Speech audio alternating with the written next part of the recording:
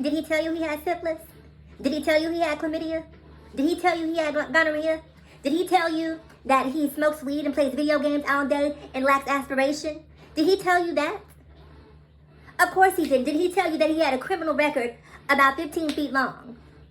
Did he tell you that he beat his last baby mama until she was black and blue and put her in the hospital? Did he tell you that he had 5 kids by 5 different women and doesn't pay child support for any of them? So what makes you think that he's going to openly tell you that he dates trans women, that he's interested in trans women, that he's had a trans experience? That's what I don't get, right?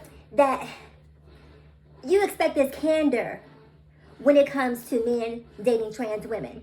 And I'm just simply here to tell you, listen, I've said this before, I'll say it again. When it comes to dating and having standards for what you want in a partner, I don't think there's anything wrong with that. Let me say it again, because for some reason people never seem to hear when I say what I say. Whatever standards, whatever boundaries, whatever parameters you want to create for your dating life, it is your life. It's your life to live, okay? What do I look like having a problem with the boundaries and parameters that you set for your life? If you say, mass trans, I'm not interested in dating a man who has had experience with trans women. It's just not my jam. To be frank with you, I find it disgusting and problematic. Why would I be upset by that?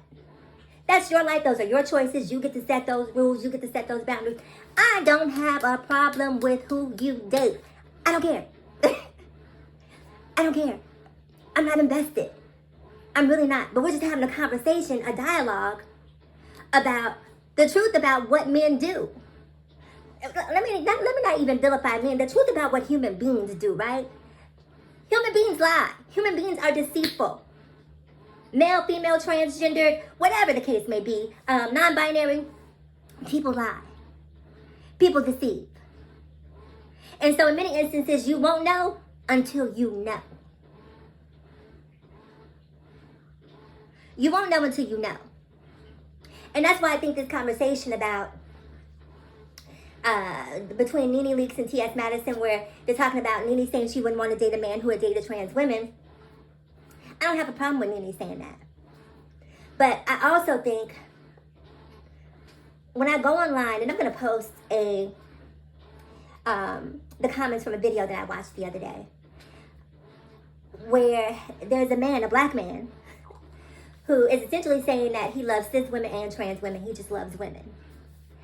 And the black people in those comments went underneath there and they tore this man's comment section to pieces, saying the most disgusting and vile things with him because he's being open. He's being open and giving you the choice to say, I wouldn't be interested in dating you. But you go look at those comments and then ask yourself why a lot of people, a lot of men in particular, wouldn't be honest with you, because every man is not fortified and strong enough to endure what this man is enduring online with all the bullying that's happening in his comments. And I don't see women underneath his comments saying, at least he's being honest. I don't see women in his comments saying, thank you for being honest. Thank you for being transparent.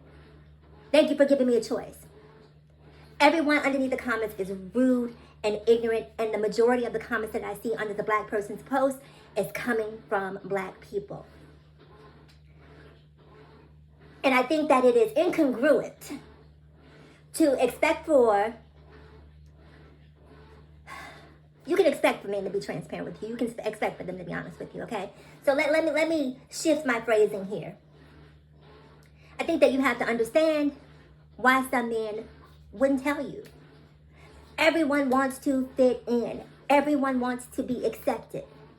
The hardest thing to be on this face of this earth is an individual. The hardest thing to be is yourself, to be authentically yourself. Because see, people tell you to be yourself, but be yourself while being like us is what they mean. People are terrified of people who live life on their own terms and conditions. And so they try to bully them into compliance by saying the most rude and disgusting and vile things until you shame the person into being what you want them to be. And so they live in that shame, but they still have the same desires, and they're going to continue to do the things that they want to do. They're just not going to be honest with you. It's interesting to me, right? One of the comments that I got under my post was a woman saying that anyone who dates a trans woman is gay or bi. And to that I say, They're gay or bi to you. To you, they're gay or bi. But you don't get to put the labels on me that you subscribe to me. I get to define me. That's why it's called my life. I am the owner of it. I am the creator of it. It belongs to me. I can't tell you how not to label someone. If you think that that person is gay, I'm not going to sit here and have a back and forth with you about why they're not gay. If that's what you believe, believe that. Meanwhile, you will have heterosexual men out here, right? Heterosexual men who would not think about sleeping with a man, who have zero desires for a trans woman, who go home to a woman, a cis woman, who straps up and pegs the life out of him. If you don't know what pegging is, look it up. Is he straight? It's a woman doing it. It's a woman doing it. Pegging the hell out of him. And what I'm trying to say is that this world is full of many different people, and we all come in different shapes and colors. But I get so disappointed in black people sometimes. I really, really do, because as a black person, I hold black people in such high regard when it comes to their empathy and compassion. And I see them give the empathy and compassion every single day to white people who can do a two-step. Oh, he's invited to the cookout because he can two-step. Oh, he shoots a mean three-pointer. Oh, he's invited to the cookout. I see them ingratiating everybody coming to the fold, with the exception of trans women. Trans men in particular, trans men don't get the pushback that trans women do. And with all the discrimination that black people face, black men at one point in time in New York had to endure what was called stop and frisk, where police officers, just simply based on the way that they appeared, what they were wearing, could accost them, grab and grope all of their business at any given time, just because they felt like it because of what they were wearing. It's the history of oppression in this country that makes me so upset with black people sometimes. I know you believe in the Bible. If that's your jam, that's your jam. I'm not religious. But if you believe in the Bible, let God do his job. Why are you trying to do God's job for him? I'm just a black trans woman trying to live my life. I'm a black trans woman trying to live my life, trying to be the best possible person I can be, and fighting against just society as a whole to get people to understand. And not even for me, because let me tell you this before I get out of here. The conversations that I have with people online don't exist in my real life. These conversations don't exist in my day-to-day. When I walk out my front door and go to work, she, her, hers.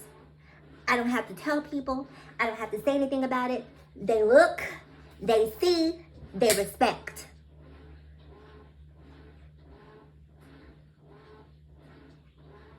But I have these conversations online because there just seems to be a proliferation of ignorance and people who seem to be unwilling to understand that at the end of the day, before I'm trans, before I'm black, before I'm anything, I'm a human being.